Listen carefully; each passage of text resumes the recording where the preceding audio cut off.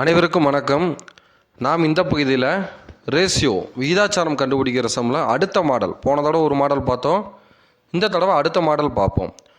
A/B = 3:2, B/C = 3:4, C/D = 2:3ன்னு கொடுத்துட்டு A/B/C/D என்ன அப்படின்னு கேட்டிருக்காங்க. 4 ஆன்சர் கொடுத்துருக்காங்க. போன கணக்கு போட்டோம் பாருங்கள், அதே போல் தான் ஒரே ஒரு சேஞ்ச் பண்ணால் போதும். இந்த கணக்கு ஈஸியாக நம்ம போட்டுடலாம். எப்பொழுதும் மூலம் என்ன பண்ணிக்கணும், A/B/C/D எழுதிக்கிறோம். போன தடவை C வரைக்கும் தான் வந்துருந்துச்சு, இந்த முறை பார்த்திங்கன்னா D வரைக்கும் வந்திருக்கு. அதனால் A/B/C/D அப்படின்னு நம்ம எழுதிக்கிறோம். எழுதிட்டு ஃபஸ்ட்டு இதை பார்க்குறோம், A/B.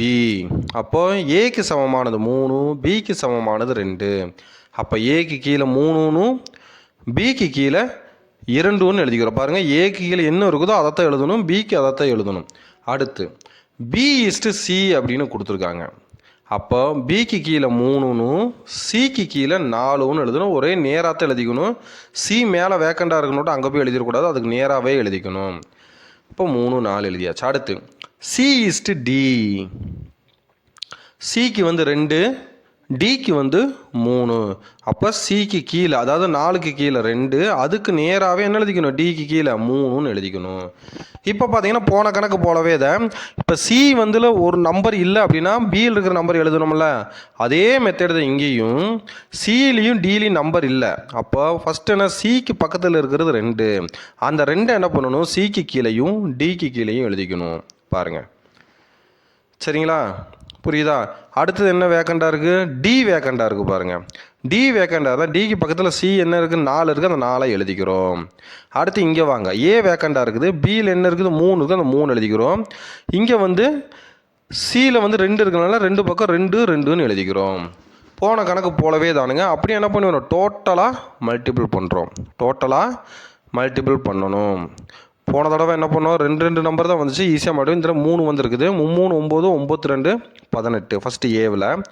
அடுத்து பியில் 3, 2, 6, 6, 2, 12. அடுத்து சியில் 4, 2, 8, 8, 2, 16. டியில் 4, 2, 8, 8, 3, 24ன்னு வந்துருக்குது. இப்போ பாருங்கள், இந்த நம்பர் அங்கே இருக்கான்னு பார்க்கணும். இருக்குதுங்களா?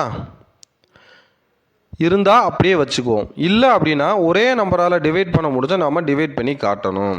அங்கே டிவைட் பண்ணி ஆன்சரில் டிவைட் பண்ணி கொடுத்துருந்தாங்க அப்படின்னா நம்ம இங்கேயே டிவைட் பண்ணணும். இங்கே பாருங்கள், ஆன்சரில் பாருங்கள், 9, 2, 18, 6, 2, 12, 8, 2, 16, 12, 2, 24. அந்த ஆன்சர் அங்கே இருக்கிறதுனால நம்ம என்ன பண்ணுறோம், இங்கே 2ஆல் டிவைட் பண்ணி, புரியுதுங்களா, 2ஆல் நம்ம டிவைட் பண்ணி இங்கே ஆன்சரை கொண்டு வந்துட்டோம். அங்கே நம்ம கண்டுபிடிச்ச 12, 18, 12, 16, 24 ஆன்சர் இல்லை.